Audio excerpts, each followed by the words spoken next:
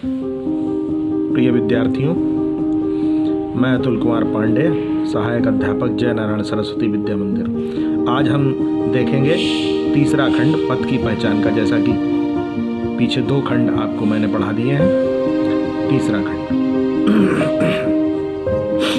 है अनिश्चित किस जगह पर सरित गिरि गहवर मिलेंगे। है अनिश्चित किस जगह पर बागवन सुंदर मिलेंगे। किस जगह यात्रा खत्म हो जाएगी यह भी अनिश्चित है। अनिश्चित कब सुमन कब कंटकों के शर मिलेंगे। कौन सहसा छूट जाएंगे मिलेंगे कौन सहसा। आ पड़े कुछ भी रुकेगा पूरा ऐसी कान कर ले। चलने के बटोही बाट की पहचान कर ले। चलने के बटोही बाट की पहचान कर ले। तो संदर्भ पूर्ववत रहेगा। प्रसंग में लिखेंगे कि कवि जीवन पथ में आने वाले सुखों और दुखों के प्रति सचेत कर रहा है और मनुष्य को निरंतर आगे बढ़ने की प्रेरणा दे रहा है। सुखों दुखों, कठिनाइयों और सहजताओं, सभी जो अनुकूल और विपरीत परिस्थितियां हैं उनकी चर्चा कर रहा है। तो है अनिश्चित किस जगह पर सरित गिरि गहवर मिलेंगे। कवि कहता है कि जीवन पथ के यात्री नहीं बताया जा सकता कि किस स्थान पर नदी, पहाड़, खाई या गुफाएं मिलेंगी। तो नदी, पहाड़, खाई, गुफाएं ये कठिनाई का प्रतीक हैं। है अनिश्चित किस जगह पर बाग वन सुंदर मिलेंगे, यानी जीवन में कब कठिनाई आएगी। और बाग वन सुंदर मिलेंगे यानी जीवन कब सरल हो जाएगा, सुखद हो जाएगा। किस जगह यात्रा खत्म हो जाएगी यह भी अनिश्चित। और यह भी पता नहीं है कि जीवन कितने दिनों का है। पता नहीं कब जीवन लीला समाप्त हो जाए, इसका भी कुछ निश्चित नहीं है। अब आप देखते ही हैं दुर्घटनाओं में, महामारियों में अचानक जिनकी कल्पना नहीं की जा सकती है, प्रत्याशित रूप से वे भी जीवन छोड़कर चले जाते हैं। तो उसी बात को कवि ने यहाँ पर उल्लेख किया है अनिश्चित कब सुमन कब कंटकों के सर मिलेंगे। सुमन ये सुख का प्रतीक है। फूल जो है खुशबू होती है उसमें और सुंदरता का प्रतीक होता है, तो ये सुखद स्थिति का प्रतीक है यहाँ। और कब कंटकों के सर मिलेंगे तो ये दुख का प्रतीक है। कांटे दुख का प्रतीक है। सर मिलेंगे, सर यानी बाण, तीर। तो कब कांटों के बाण मिलेंगे, कांटे चुभेंगे कब, पता नहीं। कहने का अभिप्राय यह है कि जीवन में कब कठिनाई आ जाए, कब सहजता आ जाए, कब दुख आ जाए, कब सुख आ जाए, कब जीवन लीला समाप्त हो जाए, कुछ भी पता नहीं। कौन सहसा छूट जाएंगे मिलेंगे कौन सहसा। और हमारे जीवन में बहुत से मित्र, रिश्तेदार, संबंधी होते हैं, तो पता नहीं उनमें से कौन कब चला जाएगा और नया कौन मिल जाएगा, ये भी पता नहीं।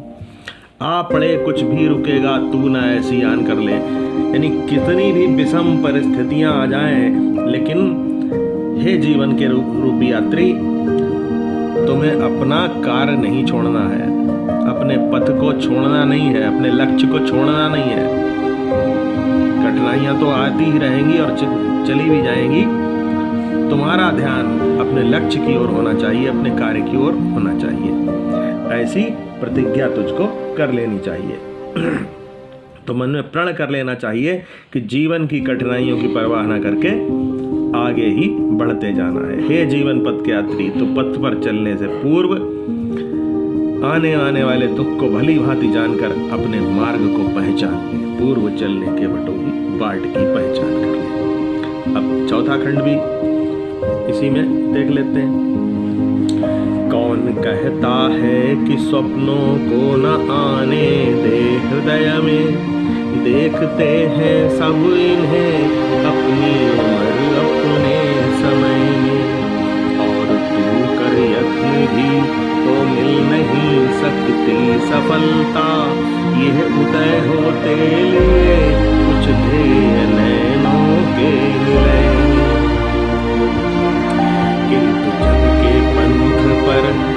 स्वप्न दो तो सत्य दो सौ, स्वप्न पर ही मुग्ध हो मत हो, सत्य का ही ज्ञान कर ले।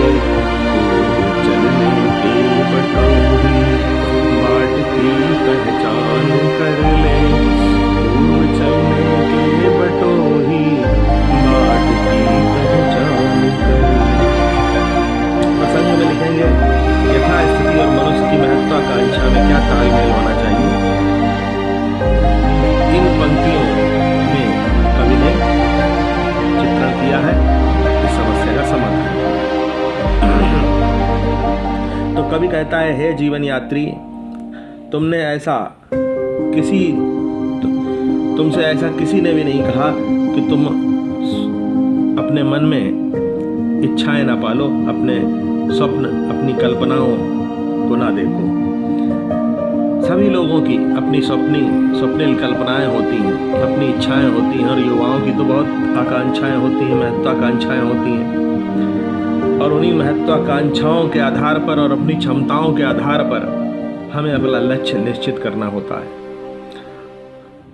देखते हैं सब इन्हें अपने समय अपनी उम्र में, और जैसे जैसे समय बीतता जाता है वैसे वैसे इच्छाएं जो हैं कम होती चली जाती हैं, या जिनकी पूरी हो जाती हैं उनकी और भी बढ़ जाती हैं। वैसे इच्छाएं तो अनंत हैं, कभी किसी की पूरी नहीं होती, लेकिन युवावस्था में अधिक उत्साह होता है तो उसके कारण से आकांक्षाएं भी अधिक होती हैं।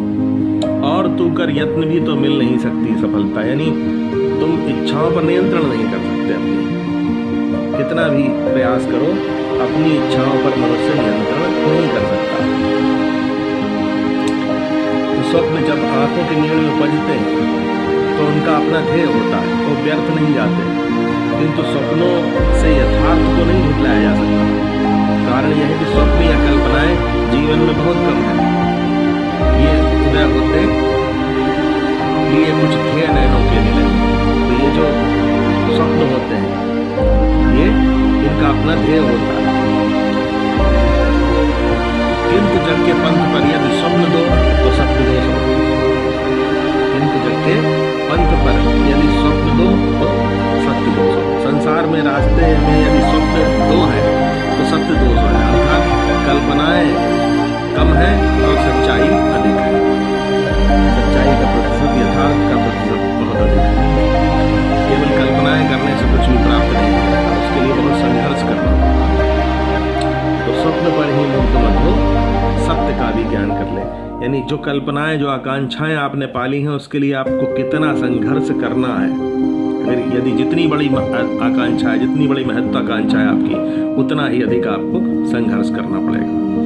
तो इस प्रकार से कवि इस पदखंड में ये समझाता है कि हमें अपने मार्ग को भली तरह पहचान लेना चाहिए अपनी क्षमताओं के आधार पर, कि हम हमारे अंदर कितनी सामर्थ्य है, कितनी योग्यता है, उसी के अनुसार अपना लक्ष्य निर्धारित करना चाहिए। तो 5वां खंड बहुत सुंदर है, उसका भी मैं वीडियो आपको भेजूंगा।